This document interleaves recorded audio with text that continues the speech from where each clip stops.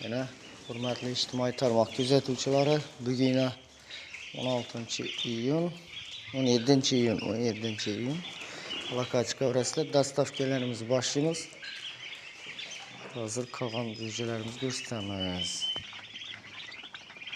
İmkon kadar berdi boyna 150-200 danası. Rayonlar bronzama büyükman qaysiman gerek olsa Alakachka orasida. Yine büyük altılarımız uçup oynab o'tdi. Mah. Dastavkalarimizni boshlaymiz. Bemalol telefon nomeri qoldiraman. Alakachka orasida rayonlar Xorazm, Qoraqalpog'iston. Qaysi rayonga endi jo'ja gerek olsa bu büyük altılarımız. Arka bronza 708'lerimiz bir de 2-3 xil 4 xilda sortda vecba. Yine bularımız ketteleri yine alakachka dastavka orqali yetkazishimiz mumkin.